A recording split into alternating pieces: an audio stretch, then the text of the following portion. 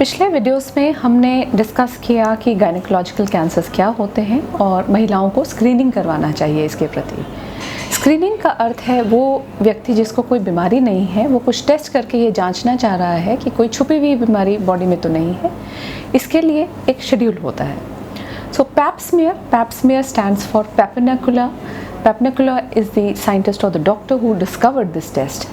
इस टेस्ट के द्वारा बच्चेदानी के मुख के आसपास के कुछ सेल्स को स्टडी किया जाता है माइक्रोस्कोप के नीचे और देखा जाता है कि कहीं वहाँ पे कोई इन्फेक्शंस या कुछ प्री कैंसरस कंडीशन या कैंसर डेवलप तो नहीं हुआ है। यह टेस्ट हर वो महिला जो सेक्सुअली एक्टिव है उसे करवाना चाहिए।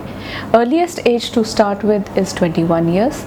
यदि वो नॉर्मल आता है तो हर 3 वर्ष के बाद उसको रिपीट करना चाहिए, लगभग 65 साल की आयु तक। अगर इस टेस्ट के साथ जो पैप स्मीयर है इसके साथ एक और टेस्ट जिसको हम कहते हैं HPV DNA वो भी किया गया है और वो नॉर्मल है, तो फिर इस टेस्ट की जो फ्रीक्वेंसी है वो एवरी 5 ईयर्स रखी जाती है। So this is what is screening.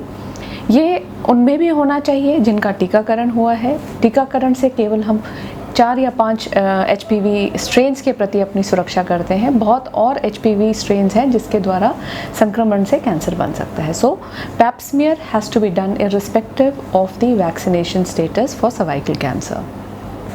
आज मैं थोड़ा सा एक शॉर्ट डेमोन्स्ट्रेशन भी दिखाऊंगी कि कैसे पैप स्मीयर होता है, क्योंकि जब भी मैं कुछ महिलाओं को पैप स्मीयर के लिए प्रेरित करती हूँ तो वो डर जाती हैं, सोचती हैं कि कुछ मांस का टुकड़ा लिया जाएगा, कोई सर्जरी किया जाएगा। तो प्लीज़ ध्यान से देखिए, बहुत ही सिंपल प्रोसीजर होता है, पेनफुल नहीं होता है, अनकंफर्टेबल हो सकता है। 1-1.5 मिनट के अंदर ये टेस्ट कंडक्ट किया जा सकता है और आप आराम से घर जा सकते हैं। एट द मोस्ट हल्का सा हो सकता है स्पॉटिंग या हल्का सा दाग आपको 1-आधे दिन तक आपके अंडर क्लोथ्स में लगे, but it is very very convenient and a safe test. तो जो बच्चेदानी होती है उसका जो मुख होता है उसे हम सर्विक्स कहते हैं और सर्वाइकल कैंसर यहीं से उत्पन्न होता है। खासकर यहाँ पे एक स्क्वैमो कोलुमिनर जंक्शन है, उससे सर्विक्स से योनि की तरफ जो रास्ता जाता है उसे हम वजाइना या वजाइनल कैनाल कहते हैं।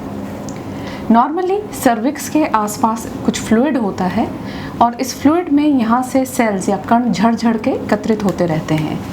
पैप स्मीयर के दौरान हम लोग योनि के द्वार से अंदर एक इंस्ट्रूमेंट डाल के अंदर इस बच्चेदानी के रास्ते को देखते हैं पहले आंखों के द्वारा। अगर वहाँ पे कुछ एबनॉर्मल दिखता है तो टुकड़ा लेते हैं, अदरवाइज पैप स्मीयर में इस रास्ते के थ्रू हम एक स्पैटुला या ब्रश इंट्रोड्यूस करते हैं, उसे हम अंदर घुमाते हैं और अगर कोई सेल्स उधर फ्लूइड में पड़े हैं वो इस पे एकत्रित कर लेते हैं, या हल्का स्क्रैप करने से जो लूज़ पड़े हुए सेल्स सर्विक्स पे होते हैं वो इस पे एकत्रित हो जाते हैं। उन्हें एक स्लाइड पर जमा कर लिया जाता है और माइक्रोस्कोप के नीचे उसको स्टडी किया जाता है कि उसमें कैंसर या कोई इन्फेक्शन या प्री कैंसरस कंडीशन तो नहीं है।